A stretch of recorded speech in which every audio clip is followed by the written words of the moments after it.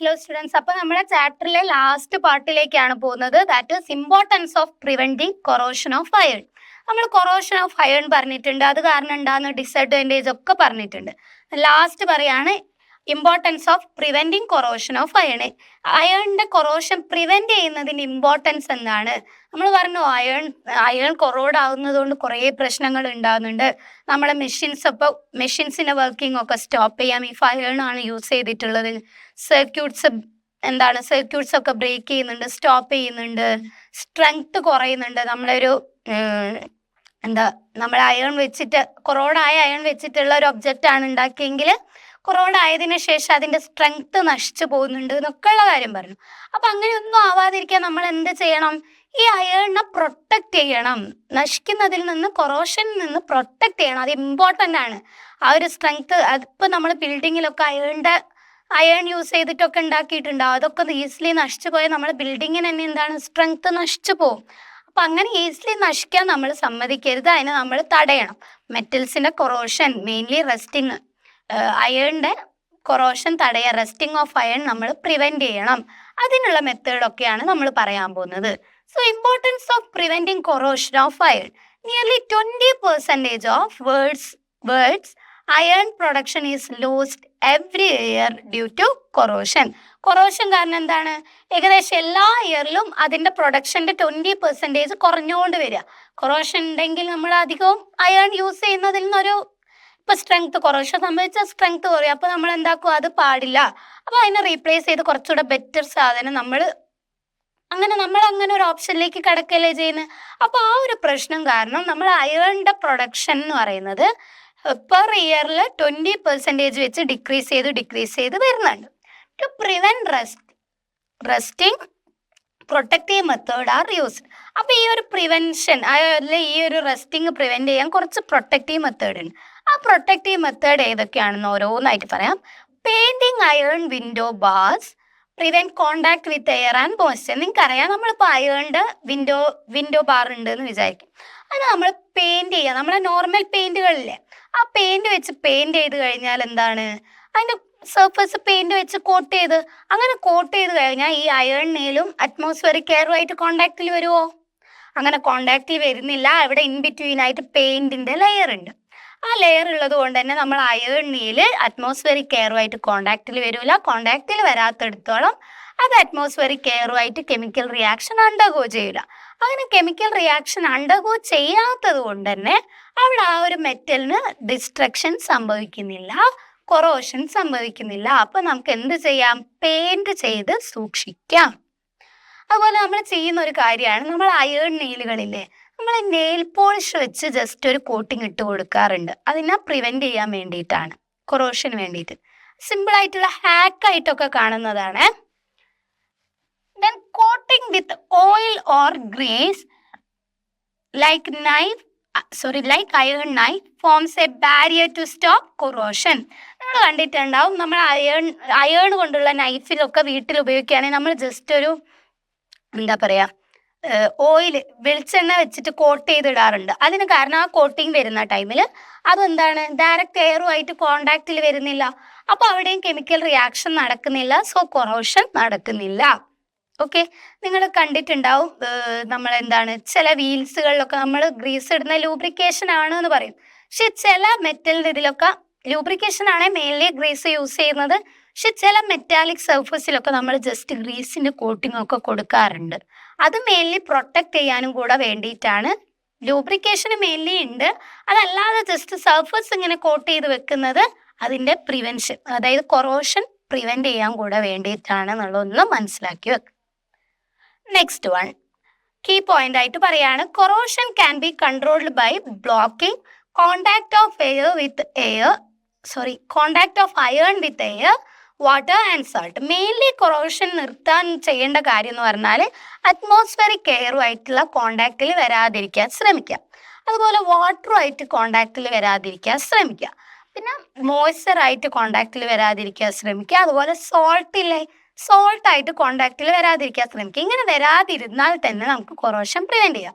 അങ്ങനെ വരാതിരിക്കാനുള്ള ഒരു മെത്തേഡാണ് പെയിന്റ് ചെയ്യുക, അല്ലെങ്കിൽ ഓയിലിന്റെ കോട്ടിങ് കൊടുക്കുക, അല്ലെങ്കിൽ ഗ്രീസിന്റെ കോട്ടിങ് കൊടുക്കുക. വേറൊരു മെത്തേഡ് ഉണ്ട്, നമുക്ക് പറയാം. Nowadays, utensils made up of stainless steel are widely used instead of those made of aluminum and iron. Why?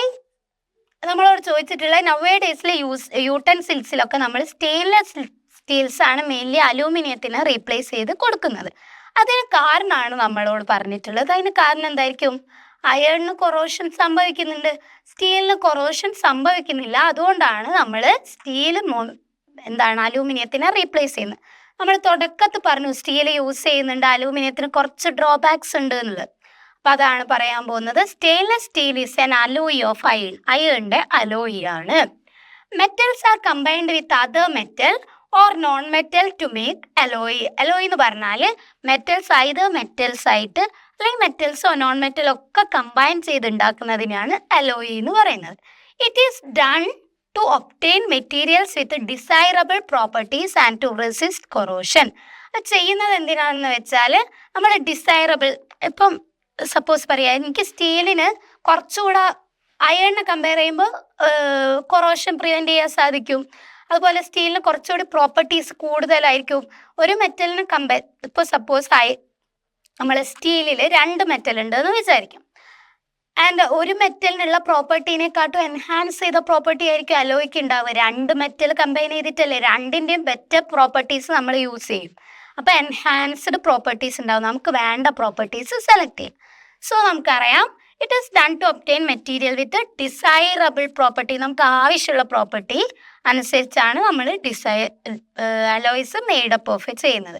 And to resist corrosion resist ചെയ്യാൻ കൂടെ വേണ്ടിയിട്ടാണ്. A very small number of non metal like carbon, phosphorus etcetera are added to such alloy. Mainly metals ആണ്, അല്ലാതെ carbon, phosphorus അങ്ങനെയുള്ള കുറച്ച് non metals കൂടെ നമ്മൾ alloy പ്രിപ്പറേഷനിൽ add ചെയ്യുന്നുണ്ട്. Then for example stainless steel, brass, bronze. ഇതൊക്കെ എന്തിന് example ആണ്?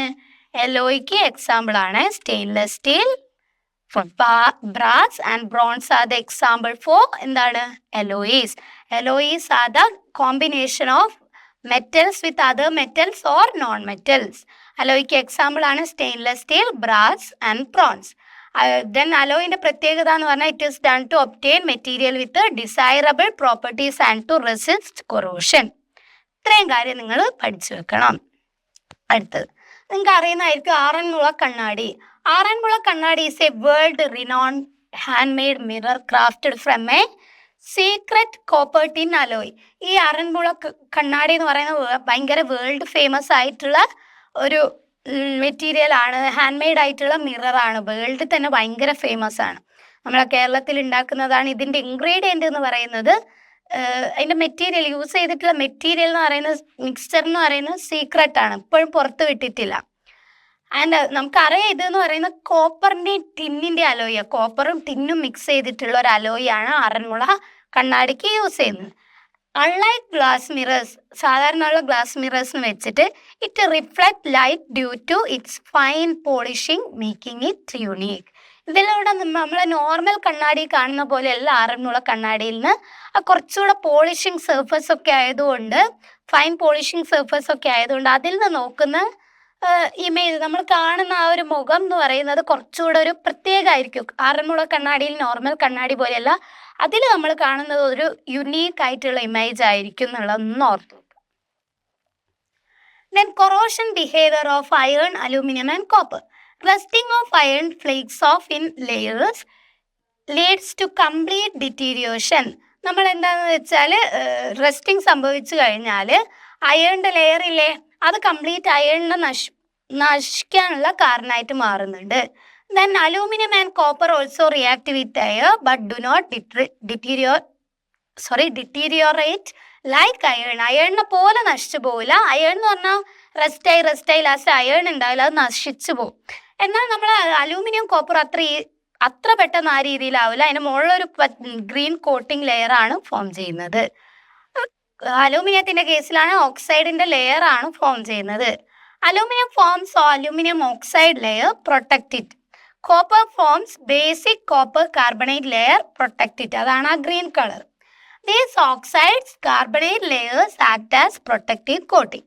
ഈ ഒരു കാർബണേറ്റിന്റെ ലെയറും ഓക്സൈഡിന്റെ ലെയറും ഒക്കെ ഇല്ലേ, അലൂമിനിയത്തിന്റെയും നമ്മളെ കോപ്പറിന്റെ ഒക്കെ മുകളിൽ കൊറോഡായിട്ട് വന്ന ലെയറുകളില്ലേ, ആ ലെയറുകൾ ഫർദർ ആയിട്ടുള്ള അലൂമിനിയത്തിനെയും കോപ്പറിനെയും എന്താണ് ഡിസ്ട്രക്ട് ചെയ്യാൻ സമ്മതിക്കൂല, പ്രൊട്ടക്ട് ചെയ്യും. അപ്പൊ ഫുള്ളി ഡിസ്ട്രക്ട് ആയി പോവില്ല. But resting of iron fully distract ആയി പോകും. These oxide act as protective coating. Resting of iron is porous. Rest of iron is porous. So iron keeps coming in contact with air. Corrosion continues. അപ്പോൾ resting of iron എന്ന് പറയുന്നത് പോറസാ. Rest, ആ തുരുമ്പ് എന്ന് പറയുന്നത് പോറസാ. അപ്പോൾ വീണ്ടും എന്താണ്, ആ പോറിലൂടെ എയർ പാസ് ചെയ്യും. അപ്പോൾ ബാക്കിയുള്ള അയണും കൂടി എന്താണ് റെസ്റ്റായി വരും. അതാണ് സംഭവിക്കുന്നത്. അതായത് ബാക്കിയുള്ള പോറുകൾ റെസ്റ്റിലെ പോറുകളിലൂടെ ഫർദർ എയറും മോയ്സ്ചറും കടന്നു പോയിട്ട് ബാക്കിയുള്ള അയണിനെയും കൂടെ കൊറോഡ് ചെയ്ത് റെസ്റ്റ് ഫോം ചെയ്ത് അത് കംപ്ലീറ്റ്ലി ഡിസ്ട്രോയ് ആയി പോകുന്നുണ്ട്.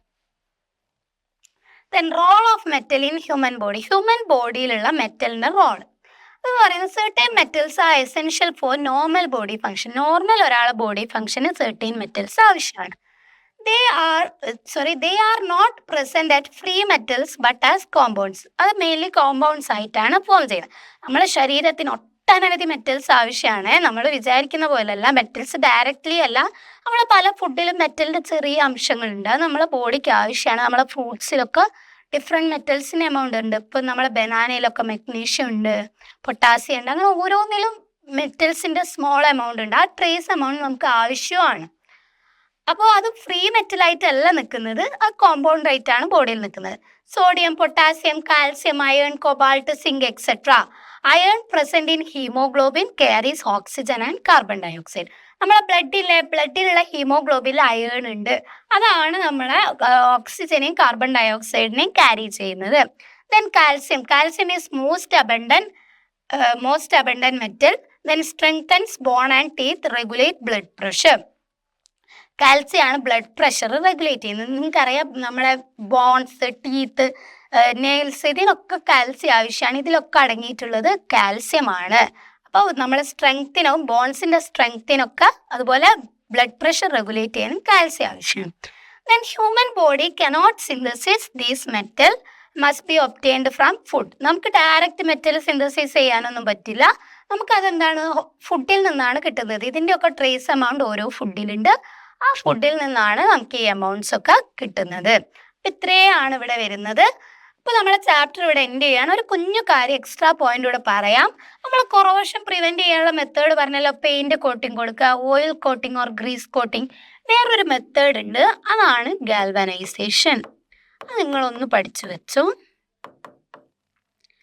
ഈ മെത്തേഡ് എന്താന്ന് വെച്ചാൽ കോട്ടിങ്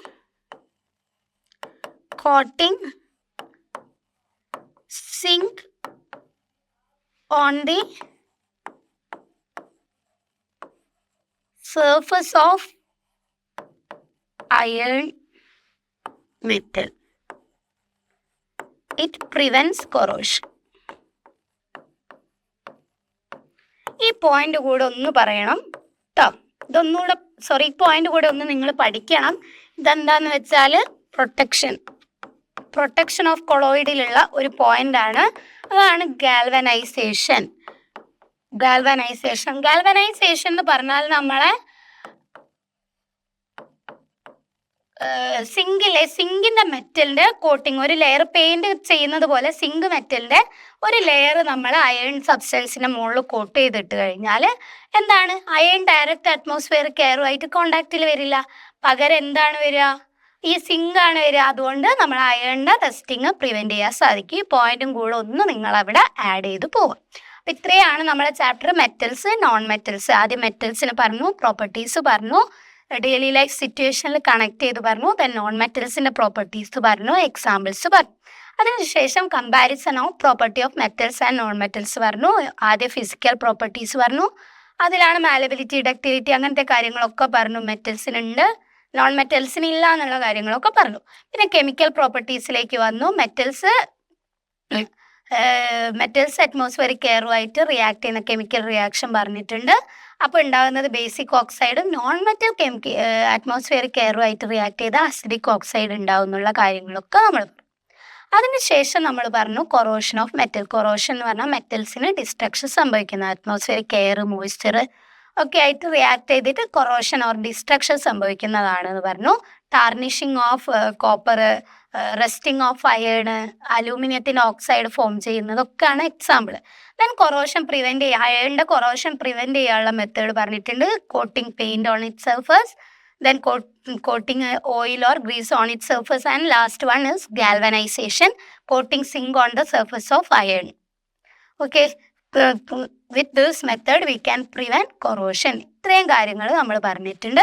ദെൻ കൊറോഷൻ കാരണമുള്ള ഡിസ്ട്രക്ഷൻ എന്തൊക്കെയാണ്? സ്ട്രെങ്ത് കുറയുന്നുണ്ട്, ആ ഇൻസ്ട്രുമെന്റ് നശിച്ചു പോകുന്നുണ്ട്, ഇലക്ട്രിക് സർക്യൂട്ട് ബ്രേക്ക് ആവുന്നുണ്ട്, അത്തരം കാര്യങ്ങളും നമ്മൾ പറഞ്ഞു. ഇത്രയേ ഉള്ളൂ, കുഞ്ഞു ചാപ്റ്ററാണ്, നല്ല പഠിക്കാൻ ഇൻട്രസ്റ്റ് ഉള്ള കൺസെപ്റ്റാണ്, ഈസിലി സ്കോർ ചെയ്യാൻ പറ്റും. അപ്പം ഇത്രയും കാര്യങ്ങൾ നിങ്ങൾ നല്ല ഡീറ്റെയിൽ ആയിട്ട് ഒന്നും സ്കിപ്പ് ചെയ്യാതെ നല്ലോണം പഠിച്ചു പോവുക. അപ്പം ഇത്രയൊക്കെയാണ് വരുന്നത്. അപ്പം നമ്മളെല്ലാം ഡീറ്റെയിൽ ആയി പറഞ്ഞിട്ടുണ്ട്. നിങ്ങൾ നന്നായിട്ട് പഠിക്കുക, ക്ലാസ്സുകൾ കേൾക്കുക, അതിന് ശേഷം ടെക്സ്റ്റ് വായിക്കുക, ക്വസ്റ്റ്യൻസ് ചെയ്യാൻ ശ്രമിക്കുക. നിങ്ങൾക്ക് പഠിച്ചു കഴിഞ്ഞാൽ നിങ്ങൾക്ക് ഈ ചാപ്റ്ററിന് ഫുൾ മാർക്ക് സ്കോർ ചെയ്യാൻ സാധിക്കും. അപ്പോൾ എല്ലാവരും നന്നായി പഠിക്കുക. അടുത്ത ചാപ്റ്ററുകളൊക്കെ നമ്മൾ അടുത്ത ക്ലാസ്സുകളിലൊക്കെ ആയിട്ട് ഡിസ്കസ് ചെയ്യുക. അപ്പോൾ കാണാം. താങ്ക്